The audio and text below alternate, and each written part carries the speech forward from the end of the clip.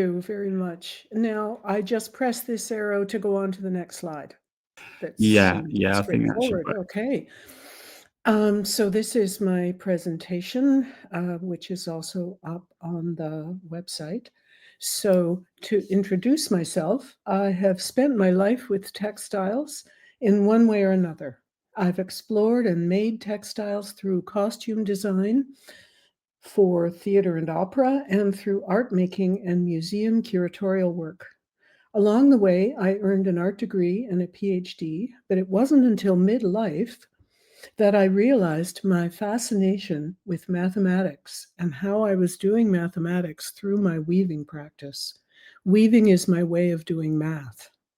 Philosophically, I am interested in textiles' contradictory qualities of softness yet mathematical rigor, of hiding in plain sight, of patterning, of interlacing, of enduring yet fraying, fading and falling apart. Excuse me, I'm getting over a cold, so I'm probably going to clear my throat, drink water, and maybe even cough a bit. But on to my topic. This is a dress by Issey Miyake that eliminates the need for sewing. I use it to show how cloth moves, now flat, now bunched, draping around and taking the contours of its host. Like a curvilinear coastline, cloth resists exact movement, seeming to increase in length the closer you look. Like the surface of a balloon, it stretches out then shrinks back without breaking. In fact, woven cloth is made of a tiny crossover of one thread over another, repeated many times. Each set of 4 crossovers, over and then under, makes a right-angled square that replicates the larger piece of cloth that it is a part of. Cloth is fractal, but not mathematically fractal like a computer simulation or a drawing on a page. It is a real-world fractal object. In this study, I'm imagining cloth as a fractal. That is to say, if cloth were a fractal, it would behave in this way. Certainly, there's something enigmatic about this stuff, taken for granted as it is, yet wrapping every single one of us humans in its folds for our entire lives. I make 2 points here. I have no interest in fractal influence designs applied to or printed on cloth. Rather, I posit that cloth is fractal by virtue of its structure, as evidenced by the previous slide. Secondly, I'm primarily concerned with cloth as clothing material, wrapping around the body as these robes do. Its iteration, its fractal dimension, its topology, and its touch. I will show how all of these qualities are related to each other. So what is a fractal? Well, we just saw in the previous demonstration. A fractal is an idealized mathematical object that exhibits properties of fractal geometry. These properties differ from those of classical geometry. The main fractal characteristics are fractional dimension, deformability, self-similarity, and iteration. The screen shows a Sierpinski curve iterated by ForestO.com. If you follow the link, you will see the animation, and I can put the link in the chat after. The starting point for textile construction is iteration, a series of instructions to repeat an action, thereby building a piece of cloth by performing what Deanna Gelosi in one of the algorithmic pattern salons calls its inherently algorithmic nature. The Sierpinski triangle, a paradigmatic mathematical fractal, illustrates how fractal dimension develops from its iteration. It progresses according to the instructions of the formula AB, BC, CA, 2, half AB, half BC, half CA, minus FX. So this part of the formula indicates halving of all the sides of the triangle, and this part is the flip function. The results are put into the function and run again and again as the shapes are fed back into the triangle, it gains perimeter from the smaller triangles, but it decreases in area, becoming increasingly holy. If a random number is introduced into a fractal construction, it increasingly assumes a more natural appearance, as you can see on the right. So that triangle now on the left looks crumpled. It has gained volume but lost area due to the triangular iterations. This is similar to the behavior of fabric when it is crumpled.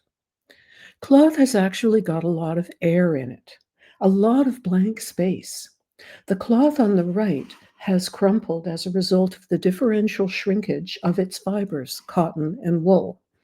I imagine this scarf as having a fractal dimension of 2.5.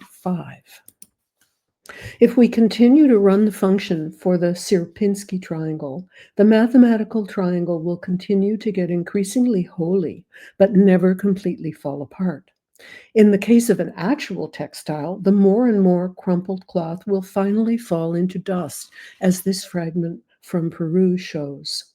This disconnection is another fractal quality.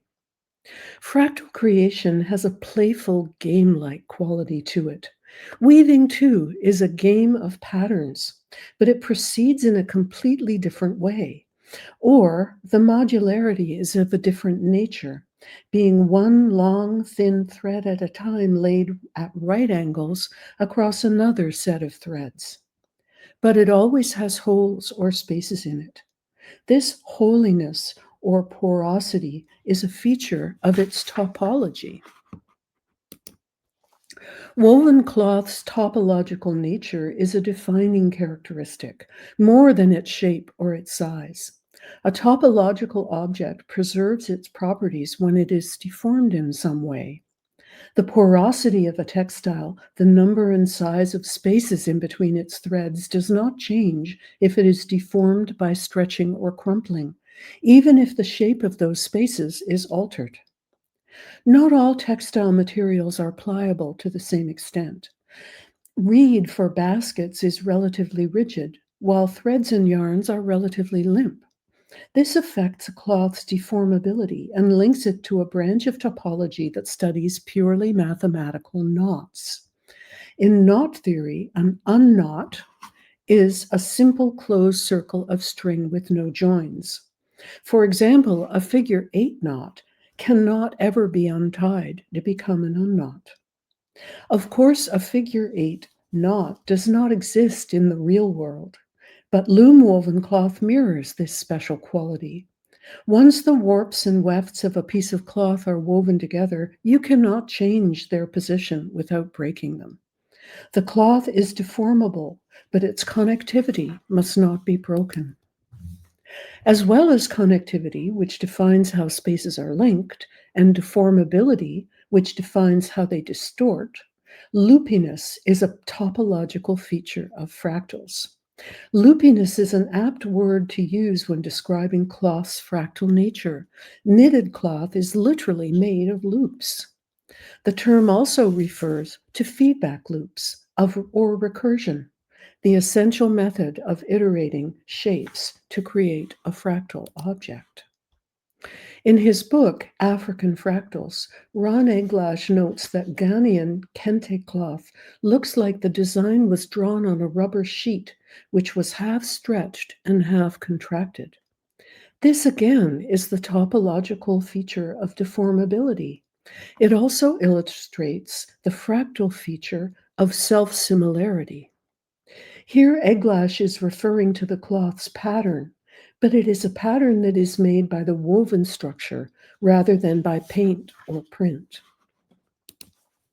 Cloth touches the body. Its roughness or slipperiness results from the number of points of contact it makes with the skin, and this is its fractal dimension as well as its topology and porosity. The experience of touch unites all of cloth's fractal characteristics. Its fractional dimension enables it to be both flat and so as to carry patterns on its surface, and shaped to better deliver comfort and warmth to the body. Its self-similarity, a modularity that introduces many tiny spaces, gives it pliability. In a sense, touching cloth and feeling it with the whole body enables a deep knowledge of it that the dominant sense of sight cannot reach. One realizes that cloth is made of patterns conforming to the rules of Euclidean geometry, but that it slips out of that harness as soon as it moves, and it veers toward fractal geometry with its uncertain relationship between area and volume.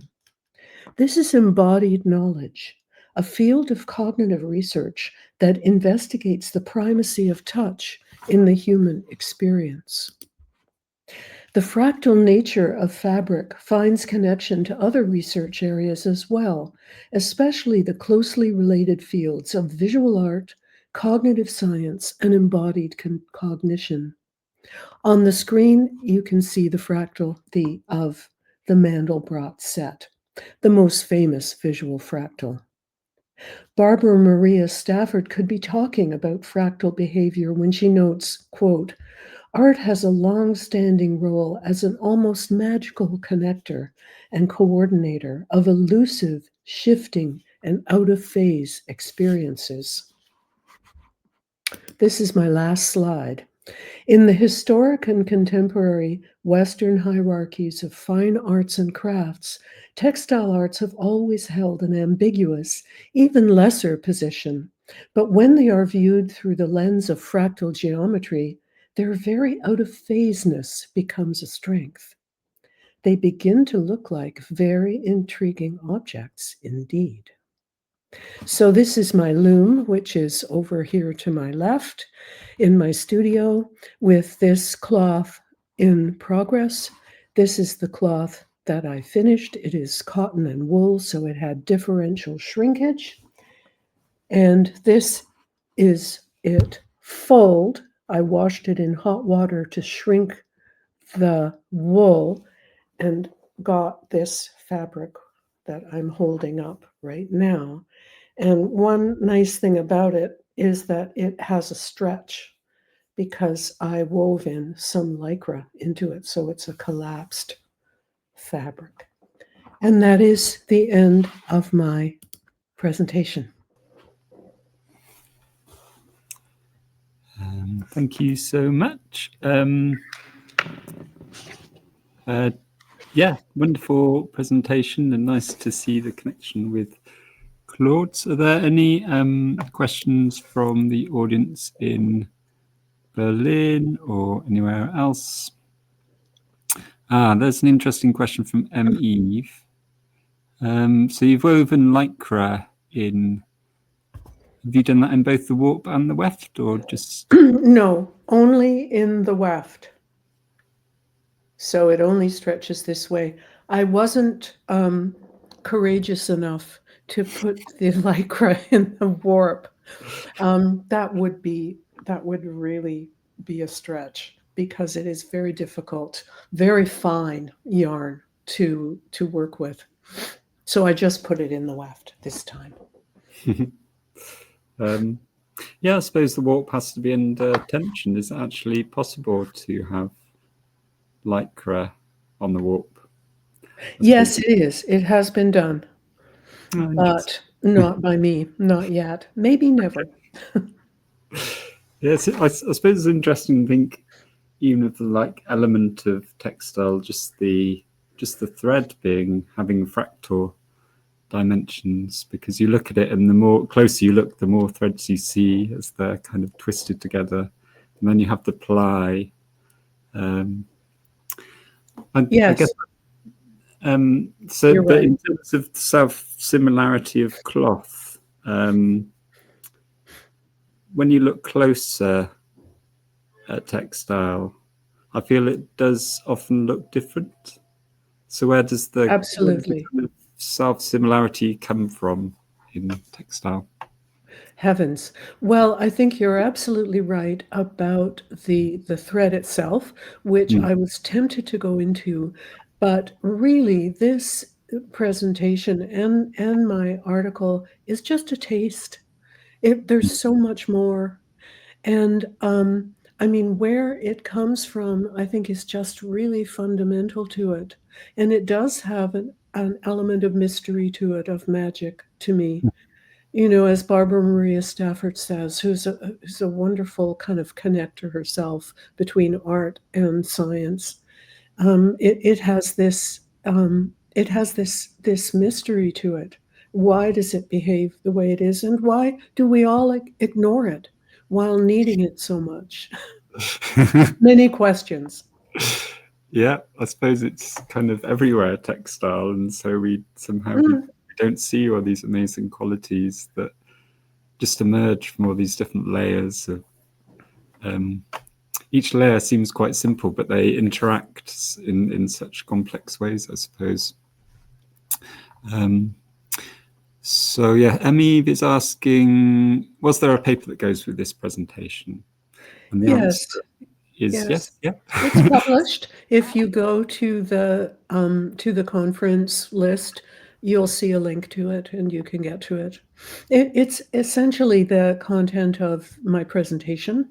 But there are references that you can follow that give you some more information about things like knot theory and fractal geometry.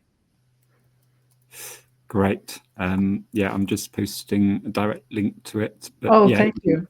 Indeed, you can just go to, and Blair's also done the same.